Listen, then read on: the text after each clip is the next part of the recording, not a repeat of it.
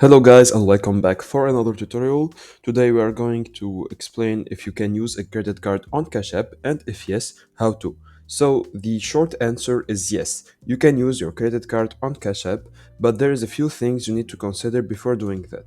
The first thing is that you have to have a bank account and debit card attached to your Cash App account.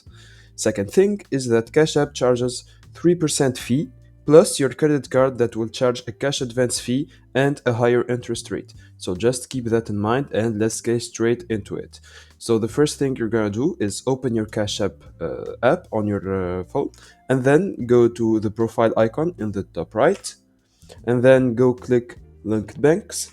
And here you need to have at least a debit card and a bank account that are already signed in to your Cash App account. And then go to link credit card and then here fill out the information and then go back to your home page and enter the amount that you want to send, then click pay.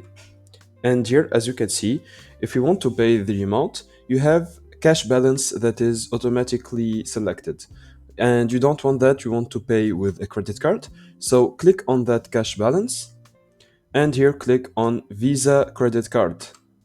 And as you can see here, it's not cash balance anymore, it's Visa.